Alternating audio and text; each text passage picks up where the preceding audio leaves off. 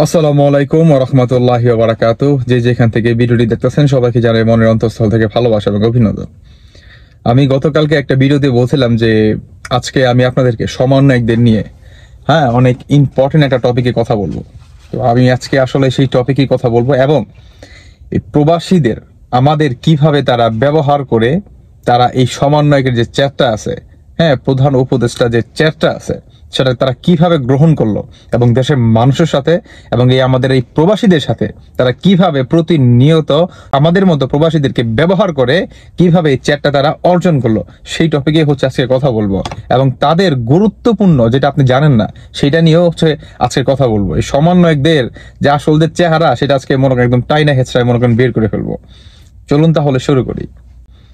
প্রথমত আমি বলতে চাই পিনাকি স্যারকে নিয়ে আর হচ্ছে সাংবাদিক ইলিয়াস ভাইকে নিয়ে। এই দুইটা মানুষকে আমরা দেশে তো আনতে এখন পর্যন্ত স্বাধীন দেশে আমরা দুইটা মানুষকে কিন্তু এখন পর্যন্ত কিন্তু আমরা আনতে পারি নাই। এটা হচ্ছে সর্বোচ্চ মনে করেন এক নম্বর কথা। দ্বিতীয়ত কথা হচ্ছে যে এই যে দুইটা মানুষ এই দেশটা স্বাধীনের ক্ষেত্রে কি পরিমাণ একটা ভূমিকা ছিল আপনার আইডিয়া নেই। যেমন এটাকে আপনাকে বুঝতে হবে, এই দুইটা মানুষ দেশ স্বাধীন করার ক্ষেত্রে অতুলনীয় একটা ভূমিকা ছিল, সেটা কিন্তু আপনারা কিন্তু অনেকে জানেন না। তার ফ্যামিলির যে একটা রিস্ক, তার নিজের জীবনের যে নিরাপত্তা, তার ফ্যামিলির একটা নিরাপত্তা সেটা কিন্তু ছিল না এবং সেটার সে তক্ক করে নাই। তার ফ্যামিলির কি হবে, তার কি হবে সেটা কিন্তু সে কি ভাবে নাই। প্রতিনিয়ত যখন নাকি পুরো দেশের মানুষ চুপ ছিল, এক একটা সময় নাকি দেখতেছেন না তারাও চুপ ছিল, সেই পর্যায়ে এই পেনাকি স্যার আর হচ্ছে সাংবাদিক ইলিয়াস ভাই এরা কিন্তু চালিয়ে গেছে। বুঝতে পারছেন? এরা কিন্তু কি সাধারণ জনগণকে কিন্তু জাগিয়ে রাখছে। এই দুইটা নায়ককে কেন আমরা দেখতে পারলাম না এই প্রধান উপদেষ্টা হিসাবে? এদেরকে কেন দেখতে পারলাম না? আমরা আশায় ছিলাম বাংলাদেশের প্রায় অর্ধেক মানুষ আমরা আশায় ছিলাম যে এই দুইটা মানুষ প্রধান উপদেষ্টা হিসাবে তাদেরকে রাখা হবে এবং তাদের সম্মানের সহিত কিভাবে তারা দেশে আসতে পারে সেটা নিয়েও কাজ করা হবে, কিন্তু কোনো কিছুই না, সেটা তো নাই। এখন আসুন প্রবাসীদেরকে নিয়ে। আমাদের কাঁধে বর দিয়ে উপরে মনে করেন চড়ে গেছে। আপনি প্রবাসী না, আমি আপনাকে বলতেছি, আপনার কাঁধে ভর দিয়ে সে উপরে চলে গেছে। কিভাবে গেছে জানেন? যখন আপনার এই যে কি বলে একটা সমন্বয় গেছে না, যে অনেক বেশি বেশি কথা বলে, নামটা আসলে আমার মনে হইতেছে না, মানে একটু বাচ্চা বাচ্চা চেহারা আর কি। তো তিনি বলতেছে যে এই তোমরা সবাই প্রবাসীরা আপনারা সবাই রেমিটেন্স বন্ধ করে দেন, আপনারা বন্ধ করলে আমাদের জন্য অনেক উপকার হবে। আমরা কিন্তু রেমিটেন্স কিন্তু বন্ধ করে দিচ্ছি তার কথা বলার আগেই। আমরা কিন্তু রেমিটেন্স বন্ধ করে দিচ্ছি তার কথা বলার আগেই, কিন্তু আমরা যখন নাকি পুনরায় রেমিটেন্সটা বন্ধ করেছি একদম প্রপার ভাবে, যার যার নিজ জায়গায় থেকে 1.5 কোটি প্রবাসী যখন নিজ জায়গায় থেকে প্রপার ভাবে হচ্ছে রেমিটেন্সটা বন্ধ করে দেয়, ঠিক তখন কিন্তু দেশটা কিন্তু স্বাধীন হয়। আর ঠিক তখনই কিন্তু স্বৈরাচারী শেখ হাসিনা কিন্তু কোমর কিন্তু ভেঙে যায়, এই প্রবাসীদের রেমিটেন্স বন্ধ করাতে। এখন আসুন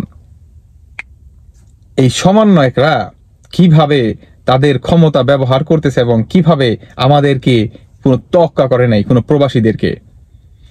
যখন নাকি দেশটা স্বাধীন হয় তখন তারা কি বলছে যে এই পুরা এই দেশটা স্বাধীন করার ক্ষেত্রে এবং স্বৈরাচার মুক্ত করার ক্ষেত্রে প্রধান ভূমিকা ছিল ঢাকা বিশ্ববিদ্যালয়ের। এই বিশ্ববিদ্যালয় যদি আজকে না থাকতো, বিশ্ববিদ্যালয় ছাত্ররা যদি আজকে না নামতো, তাহলে কি দেশটা স্বাধীন করতে পারতো না এবং এই স্বৈরাচারের বিরুদ্ধে কেউ দাঁড়াতে পারতো না। আপনাদের কথা ঠিক আছে, আপনাদের অন্যতম একটা ভূমিকা ছিল, তবে আপনারা একটা কথা মাথায় রাখবেন, একটা তলোয়ার কিন্তু এমনিতেই হয় না। কেমন? আপনার তলোয়ার আছে ঠিক আছে, কিন্তু তলোয়ারে কোনো ধার নাই, তলোয়ারটা বোথা। তো আপনার তলোয়ারটা বোথা, ধার নাই। এই বোথা তলোয়ার দিয়ে আপনি যুদ্ধ করে কখনো টিকতে পারবেন না। সর্বোচ্চ হয়তো বা আপনার 4 থেকে 5 মিনিট টিকতে পারবেন, কিন্তু যুদ্ধ করতে হবে আপনাকে 15 থেকে 20 মিনিট, 10 মিনিটই দূরি।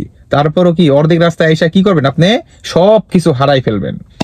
আর সেই তলোয়ারের ধার হয়েছিলাম আমরা প্রবাসীরা।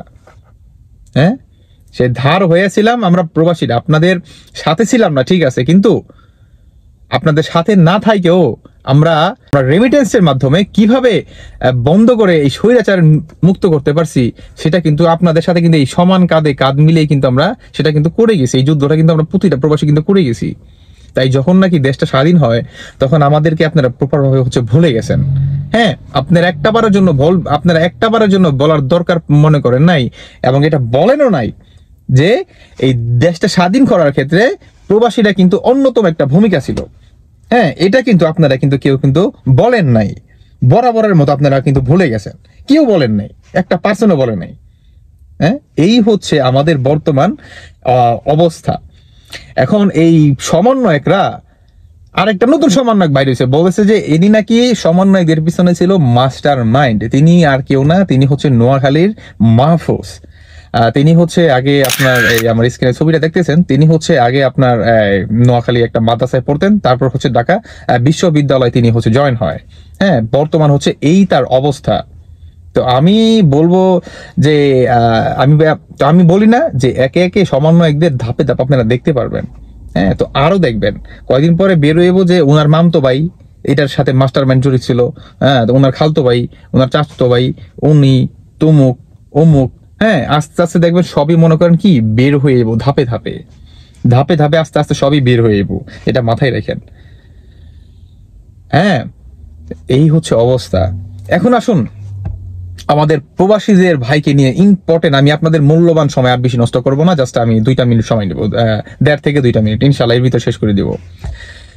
সেটা হচ্ছে আমাদের যে পেনশনটা, হ্যাঁ, সেটা কি আমরা আদৌ কি পাবো?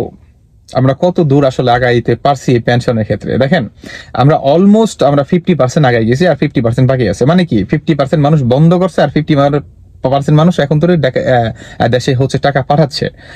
তাদেরকে নিয়ে বলতেছি যে দেখেন, আপনি যদি পেনশনটা চান, তাহলে আপনাকে রেমিটেন্সটা প্রপার ভাবে হচ্ছে বন্ধ রাখতে হবে, একদম প্রপার ভাবে বন্ধ রাখতে হবে। হ্যাঁ, আর যদি আপনি না চান যে আমার পেনশনের দরকার নাই, পাঠান, কোনো সমস্যা নেই। যদি আপনার পেনশনটা প্রয়োজন না হয় তাহলে আপনার টাকা পাঠাইতে পারেন, কোনো সমস্যা নেই।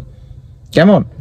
আমি আমার প্রবাসী ভাইদেরকে বলতেছি, দেখেন যে সমন্বয়করা আমাদের ব্যবহার করে, আমাদের কাঁধে পাড়া দিয়ে তারা কি বলে সরকারের চেয়ারে বসে বসছিল। যে সমন্বয়করা চাইছিল আপনার সরকারি চাকরি, তিনি হয়ে গেছে বর্তমান সরকার, ইভেন সেটাও না।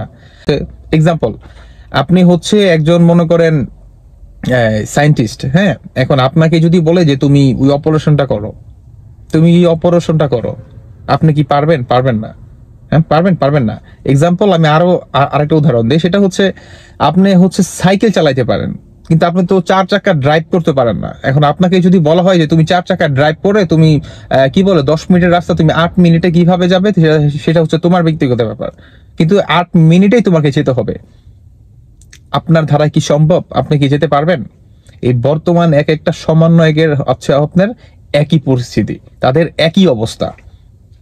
দেশটা যে কোথায় যায় বলা যায় না ভাই, দেখতে থাকুন। শুধু এটাই না, আসিফ মাহমুদ আছে না, তার যে তার চেম্বারের পিছনে কিন্তু কি শেখ মুজিবের কিন্তু ছবিও লাগায় না, যে শেখ মুজিবের ছবি সেনা বাহিনীরা পর্যন্ত ভেঙে দিছে। দেশের সাধারণ জনগণ কিন্তু সবাই কিন্তু ভেঙে গুড়ে একদম মাটির সাথে মিশাই দিছে, তিনি কিন্তু স্পষ্ট ভাবে কিন্তু সেটা কিন্তু ঝুলিয়ে রাখছে। দেখেন দেশটা কোথায় যায়, আস্তে আস্তে বুঝতে পারবেন। হ্যাঁ, দেশের শুধু এটাই না ভাই, কথা বললে অনেক লং হয়ে যায়। আমি আরেকটা কথা বলি, সেটা হচ্ছে আপনি বা আপনারা যারা সমন্বয়ক আছেন, এই আন্দোলনে যারা সাধারণ জনগণ শরিক ছিল, কত হাজার হাজার মানুষের কারো চোখ নষ্ট হয়ে গেছে, কারো শারীরিক অবস্থা ভালো না, কারো মানসিক অবস্থা ভালো না, তার ফ্যামিলির অবস্থা ভালো না। তাদের দিকে কিন্তু আপনারা তাকাচ্ছেন না। তারা চিকিৎসার অভাবে, ইভেন টাকা পয়সার অভাবে তারা হচ্ছে বর্তমান বিনা চিকিৎসা এবং টাকার অভাবে তারা প্রতিনিয়ত হসপিটালে মনে করেন কাতরাচ্ছে, মৌতের সাথে তারা প্রতিনিয়ত তারা কাতরাচ্ছে, কিন্তু আপনাদের কোনো তওয়াক্কা নাই। কেন ভাই? এটা কেন? এমনটা কেন বলেন? এমনটা করবেন না প্লিজ। আপনারা অতি দ্রুত তাদের খোঁজ খবর নেন, এটা আপনাদের ইমানি দায়িত্ব। হ্যাঁ, আমি বলবো ভাই, এটা আপনাদের ইমানি দায়িত্ব, অতি দ্রুত প্লিজ।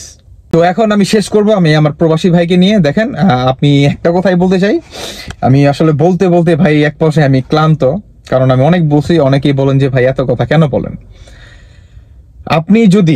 আমি বিশ্বাস করি আপনি যদি চান যে আমাদের এই পেনশনটা দেওয়া হোক বা পেনশনটা কোনো মতে আমরা প্রবাসীরা পাবো আমাদের লাইফটা সিকিউরের ক্ষেত্রে, আমাদের ভবিষ্যতের ক্ষেত্রে বা আমাদের সন্তানাদি দিক দিয়ে, হ্যাঁ, তাহলে আপনাকে রুঠে দাঁড়াতে হবে। এটাই হচ্ছে বাস্তবতা। হ্যাঁ, আপনাকে বসা থেকে উঠে দাঁড়াতে হবে, তাহলে আপনি পেনশনটা পাবেন। আপনি বসে বসে পাবেন না। কেমন? কোনো কিছু নিতে হলে কি এক পা বাড়াইতে হয় ভাই। আপনি যদি বসে বসে, আপনি যদি চিন্তা করেন যে আমি বসে বসে পেয়ে যাব পেনশন, না, আপনি ভুল জায়গায় আপনি বাস করতেছেন ভাই।